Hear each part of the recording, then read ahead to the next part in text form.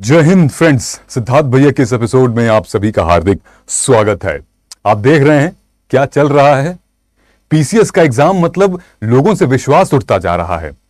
ये कोई आज की न्यूज नहीं है बाय द वे, मैं आपको बता दूं, लेकिन हां, हाईकोर्ट, छत्तीसगढ़ हाईकोर्ट में कुछ ऐसी बातें हुई जिससे यह मुद्दा फिर से उछल गया। आखिर है क्या कि छत्तीसगढ़ पीसीएस स्कैम, जो उनके चेयरमैन थे सोनवानी साहब, चेयरमैन के 18 परिवारजन और रिश्तेदार जो हैं उनको अधिकारी बना दिया गया।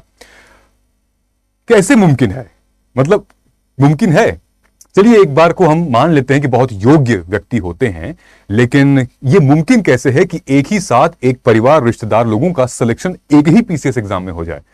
यह अपने आप में बहुत बड़ा सवाल उठाता है। और जो मैं शब्द ब शब्द कह रहा हूं, यह सेम चीज chief justice of Chhattisgarh high court ने पूछ लिया है कि ऐसे कैसे हो सकता है कि एक ही परिवारजन और रिश्तेदार में 18 लोगों का सिलेक्शन एक ही पीसीएस एग्जाम में एक ही स्टेट में हो जाए। आपको क्या लगता है ये कैसी न्यूज है? चलिए इस न्यूज के बारे में पूरा बताते हैं कि आखिर हुआ क्या था। ये न्यूज है छत्तीसगढ़ पीसीएस स्कैम के बारे में। ये स्कैम जो कि बहुत हाईलाइट नहीं हुआ है, ये स्कैम जो कि बहुत लोगों ने जिक्र भी नहीं किया, लेकिन आज हमारे इस चैनल के द्वारा मैं जिक्र करना चाहता हूं इस स्कैम के बारे में, क्योंकि हम एस्पिरेंट्स का ख्याल रखते हैं, हम उनके दर्द को समझते हैं। और राज्य जो है, मतलब पीसीएस में रिफॉर्म्स चाहिए यार, मतलब पीसीएस में रिफॉर्म्स नेसेसरी है, जरूरी है। बच्चों के मतलब साल कैसे गुजरते हैं पीसीएस एग्जाम देने वालों से पूछो। इन प्रीलिम्स इस साल, मेंस अगली साल, इंटरव्यू, मतलब 3 साल में तो एक एग्जाम हो रहा है। कई बार एग्जाम कैंसिल हो जाते हैं, कई बार पेपर लीक हो जाते हैं। बच्चों के भविष्य का क्या? एक तो बच्चे अगर मान लेते हैं, चलिए अगर यूपीएससी का एग्जाम नहीं दे पा रहे हैं, उसमें सफल नहीं हो पा रहे हैं, पीसीएस उनके पास एक ऑल्टरनेटिव ऑप्शन बचता है कि अपने राज्य के प्रति कुछ एग्जामिनेशन को क्रैक करें, लेकिन वहां उसमें भी वो असफल रह रहे हैं। क्यों? क्योंकि सरकार जो है वो साथ नहीं दे रही है। सरकार के कुछ ऐसे नीचे लोग बैठे हुए हैं जहां पर पेपर लीक कर दे रहे हैं। व्हाट्सएप पे पेपर आधे घंटे पहले लीक हो जा रहा है। इस वजह से जो निर्दोष बच्चे हैं, जो कि सीरियस बच्चे हैं, उनका भविष्य जो है वो अंधकार में चला जा रहा है। 2 साल उनके एकदम उड़ जा रहे हैं। तो ये सिर्फ और सिर्फ कुछ लोगों के लिए नहीं, इसमें कई सारे स्टेक होल्डर हैं। स्टेक होल्डर, सबसे ज्यादा स्टेक होल्डर तो बच्चे हैं, जो कि मेंस, मुख्य परीक्षा या प्रीलिम्स जो प्रथम परीक्षा होती है, उनको दे रहे होते हैं। उनका भविष्य, वो अपना पूरा जिंदगी, पैसा, रुपया सब लगा देते हैं, लेकिन इन लोगों की वजह से, इनकी वजह से भाई मतलब क्या बताया जा रहा है। चलिए इस केस को समझते हैं। उससे पहले मुझे पता है आप लोगों को मेंटरशिप की जरूरत है, मुझे पता है आप लोगों को गाइडेंस की जरूरत है। तो कमेंट सेक्शन में नीचे देखिए गूगल फॉर्म है, उसको फिल करिए, क्योंकि वो है मेंटरशिप का फॉर्म। कॉलेज में अगर आप हैं या फुल टाइम तैयारी कर रहे हैं या जॉब के साथ साथ तैयारी कर रहे हैं, तो आपको मेंटरशिप की सख्त जरूरत है। 1-to-1 personal mentorship. सलाह हमारा होगा, सवाल आपका होगा, चाहे आप किसी भी कैटेगरी से आ रहे हो, कोई भी सब्जेक्ट लेकर आ रहे हो। गूगल फॉर्म भरिए और फिर हमारी टीम आपसे कांटेक्ट करेगी। चलिए देखते हैं आखिर चीफ जस्टिस ने इतना बड़ा एक्शन क्या लिया है इस बड़े स्कैम के खिलाफ। आखिर क्या था ये स्कैम, कितने लोग बने, ये दिखाते हैं। एक न्यूज़पेपर के जरिए ही है चेयरमैन साहब। आप सोचिए, इतने बड़े पद पे होने के बावजूद इन्होंने किस तरीके से, अगर ये आरोपी हुए, अभी तो एलिगेशन लगी हुई है, क्योंकि अभी चीफ जस्टिस ने कहा है कि सुनवाई की जाए, नियुक्तियां बंद की जाएं, क्योंकि ये एक महज इत्तेफाक नहीं हो सकता, ये कहीं ना कहीं कुछ तो गड़बड़ है, दाल में काला है। अगर ये गलत हुए तो बहुत अन्याय होगा उन बच्चों के साथ। और तो फिलहाल तो मेरे ख्याल से ये रिटायर भी हो चुके हैं और मामला तो अब क्या ही कोई कर लेगा।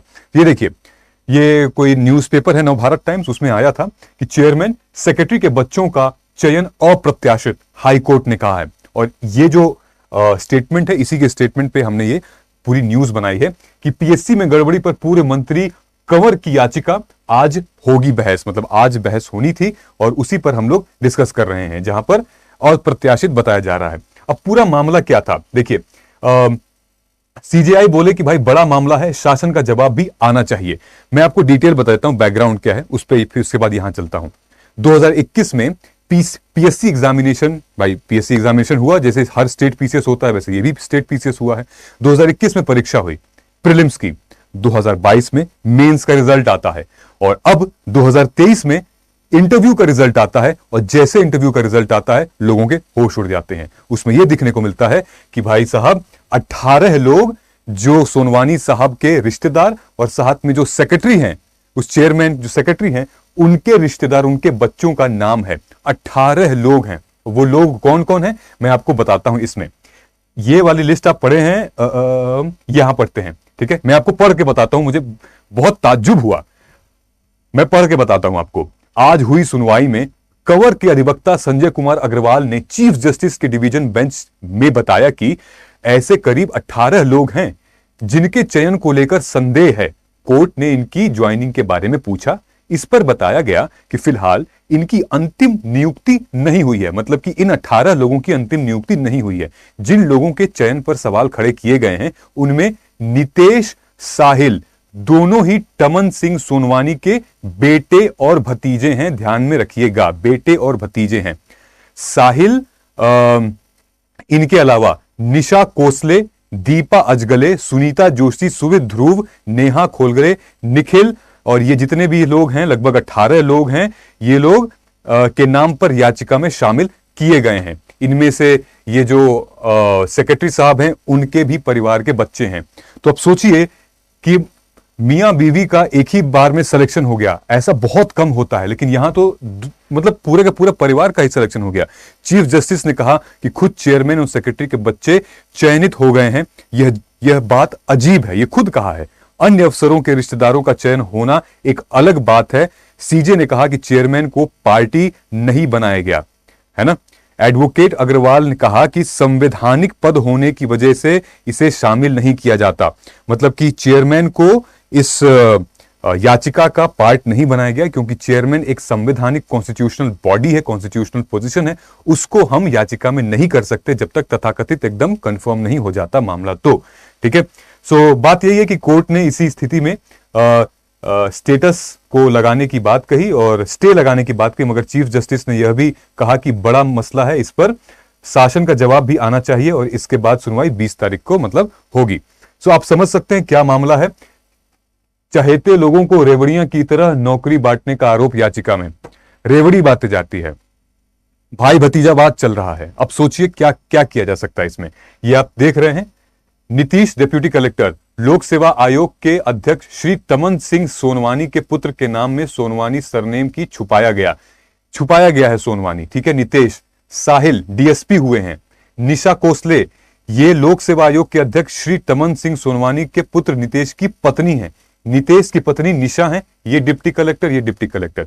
साहिल कौन है भाई? इनके भाई के पुत्र हैं साहिल, मतलब सोनवानी साहब के भाई के पुत्र, उनको डीएसपी मिला है। दीपा, ये लोक सेवा आयोग अध्यक्ष श्री तनमन सिंह सोनवानी के भाई की बहू हैं। लो, जब इनकी भाई बहू। सुनीता जोशी, ये भी सोनवानी बहन की पुत्री हैं। बाप रे बाप, भाई बहन, मतलब सबका बदला ले लिया गया इसमें। ये जो मैंने आपको बताया ये वही चीज है कि 2021 में एग्जाम हुआ प्री का, 22 में मेंस हुआ और उसके बाद इंटरव्यू इसी साल आया था, मेरे ख्याल से मई के आसपास में तो हुआ। इनफैक्ट जो तेजस्वी सूर्या जो बैंगलोर में है, उन्होंने एक तरीके से याचिका डाली थी कि भाई Chhattisgarh public service commission will be proved by CBI BJP forms government, ये वादा उन्होंने किया था वहां पे। Questioning the selection of some candidate. So basically यहां पर क्या दिखाया गया है, the government official leaders ruling the Congress, सूर्य, ये वो बताया गया है ना। 7th रैंक आई थी इनके सन की, सोनवानी साहब की। सो क्या कहना चाहते हैं आप? आपके कमेंट की मुझे इंतजार है। अगर आपको लगता है कि ये पहला मामला है तो नहीं, छत्तीसगढ़ में ये कई सारे मामले आ चुके हैं और लोअर पीसेस के बारे में तो बात ही नहीं करनी है। सिर्फ छत्तीसगढ़ नहीं, यूपी में भी, बिहार में भी, राजस्थान में भी, हरियाणा में भी, उड़ीसा में भी, हर जगह स्टेट पीसीएस में धांधली होती है। ये धांधली को कैसे रोका जाए, ये बहुत बड़ा सवाल है। बच्चों के भविष्य के बारे में है, बच्चों के नौकरियों के बारे में है। 3-3 साल बर्बाद हो जाना मतलब हालत खराब हो जाती है यार। थोड़ा तो सोचा करिए इस बड़े कदम को रखने से पहले। अगर ये प्रकाशित हो जाता है, नहीं भी होता है, तो आपकी निष्ठा कहां गई, सत्यनिष्ठा कहां गई, मोरालिटी कहां गई, इंटीग्रिटी कहां गई? पीएससी 2021 में जिन 18 लोगों के चयन को लेकर विवाद है, उनमें से पीएससी चेयरमैन टमन सिंह सोनवानी के बेटे तो हैं ही हैं। साथ में मैं आपको यह भी बता दूं कि ये जो टोटल मुद्दा था, ये तो अभी तो खैर है ही। 2003 में एक मुद्दा आया था जहां पे हाई कोर्ट, चीफ जस्टिस ने हाई कोर्ट से एक स्टे लगवा दिया था कि कलेक्टर वाला जो पोस्ट है, डिप्टी कलेक्टर की जो पोस्ट है एसडीएम वाली, उसकी नियुक्ति नहीं होगी। उसके बावजूद भी नियुक्तियां हुई, लोग डिप्टी कलेक्टर से आईएएस बने और अभी ऊपर सचिव में, मतलब सचिवालय में काम भी कर रहे हैं। तो मतलब 2003 के केसेस जो हैं वो फर्जीवाड़े के अब तक पेंडिंग है, और वो डिप्टी कलेक्टर से आईएएस वाले पोजीशन पे पहुंच चुके हैं लोग, उनमें अभी तक कोई सुनवाई नहीं है। वो फाइल सुप्रीम कोर्ट में धरी की धरी रह गई है। तो हम क्या उम्मीद करें कि अब इस केस में सुनवाई होगी, 2021 वाले केस में? ये कमेंट करके आप बता सकते हैं ये मसला कैसा लगा। ये देखिए, ये अगली लिस्ट भी है, नंबर 8, 9, 10, 11, 12, 13, 14, 15, 16, 17, 18 सब कलेक्टर हैं। मैं पढ़ूं क्या? राज्यपाल के सचिव श्री अमृत खकोला के पुत्र हैं ये, निखिल, और बस्तर नक्सल ऑपरेशन में ईआईजी ध्रुव की पुत्री हैं। सबके पुत्र पुत्री, पुत्र पुत्री, दामाद, अरे बाप मतलब क्या बताएं, आगे नहीं मुझसे पढ़ा जा रहा है भाई।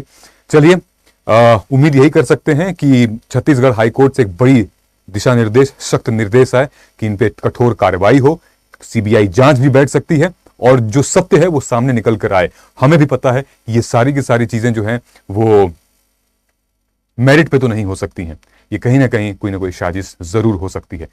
चलिए देखते हैं क्या रिजल्ट आता है। लेकिन इससे पहले हमने एक वीडियो लिया है अभी आज का ही कि जस्टिन ट्रूडो इंडिया कनाडा से रिलेशन बहुत इंपॉर्टेंट है, करंट अफेयर, ये जरूर पढ़िएगा आप, अभी बहुत ट्रेंडिंग में चल रहा है, इंपॉर्टेंट है। इंडिया वर्सेस कनाडा का क्या रिलेशन है, ये बहुत ट्रेंडिंग में चल रहा है। Women's bill in the work again, women bill क्या है, पंचायती राज में, पब्लिक पॉलिसी में, गवर्नेंस में बहुत बड़ा मुद्दा है। महिलाओं की क्या भागीदारी है, वुमेन्स की ऑर्गेनाइजेशन क्या है, ये बहुत बड़ा मुद्दा है। तो ये सब मैं आपको बताया हूं क्योंकि ये GS1 GS2 का बड़ा इंपॉर्टेंट पार्ट है। ये सारी वीडियोज हम अपने वीडियो के यूट्यूब के जरिए आपके तक पहुंचाते आए हैं।